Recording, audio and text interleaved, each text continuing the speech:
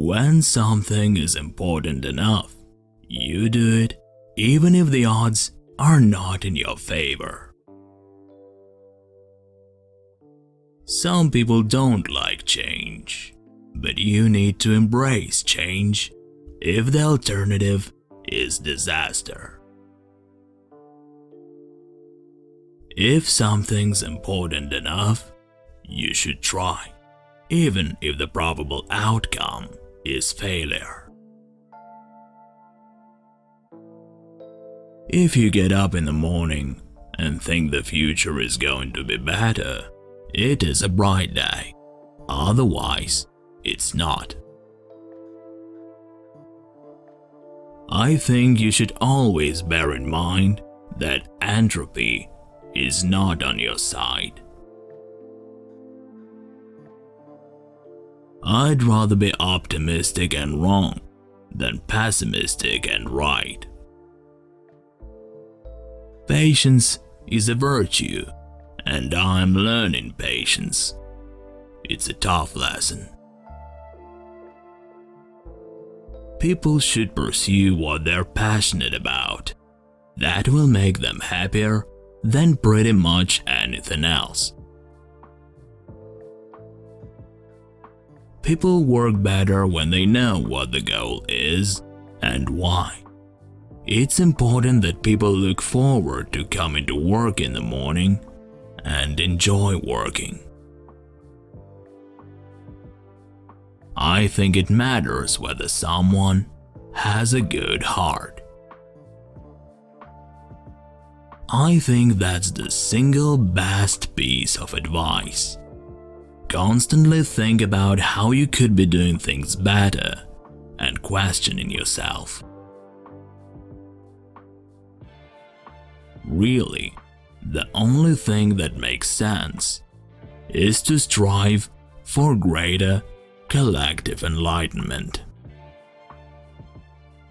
We're running the most dangerous experiment in history right now, which is to see how much carbon dioxide the atmosphere can handle before there is an environmental catastrophe.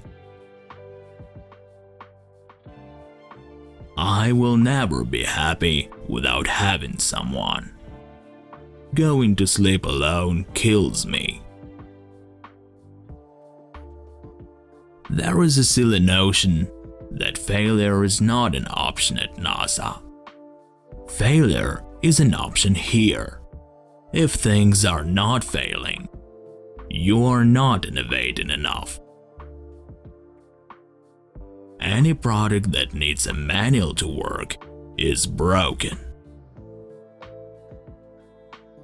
When Henry Ford made cheap, reliable cars, people said, "Nah, what's wrong with a horse?"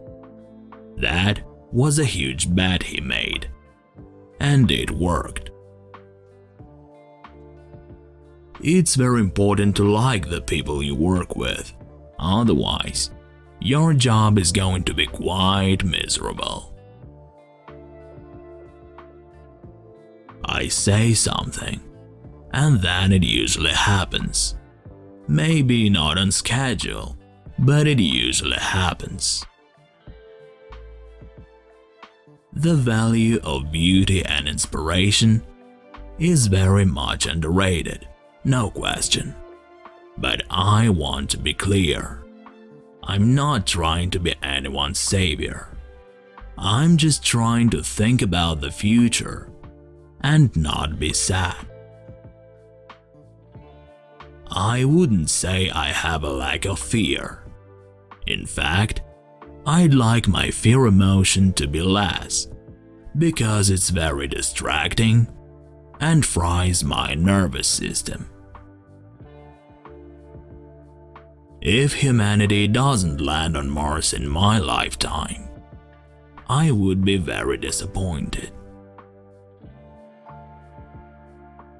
If I'm not in love, if I'm not with a long-term companion, I cannot be happy. I don't spend my time pontificating about high-concept things. I spend my time solving engineering and manufacturing problems. When I was a child, there was one thing I said: I never want to be alone. That's what I would say. I don't want to be alone. I've actually not read any books on time management. Physics is really figuring out how to discover new things that are counterintuitive, like quantum mechanics. It's really counterintuitive. I had so many people try to talk me out of starting a rocket company. It was crazy. We are the first species capable of self-annihilation. In order for us to have a future that's exciting and inspiring, it has to be one where we are a space-bearing civilization. I usually describe myself as an engineer. That's basically what I've been doing since I was a kid.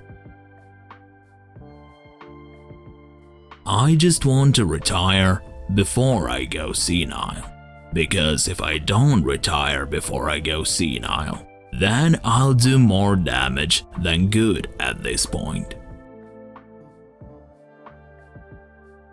I don't think it's a good idea to plan to sell a company. In the early days of aviation, there was a great deal of experimentation and a high death rate.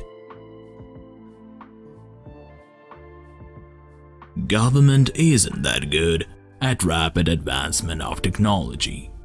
It tends to be better at funding basic research. To have things take off, you've got to have commercial companies do it. I'm personally a moderate and a registered independent. I'm not strongly Democratic or strongly Republican. Over time, I think, we will probably see a closer merger of biological intelligence and digital intelligence. I'm reasonably optimistic about the future, especially the future of the United States, for the century at least.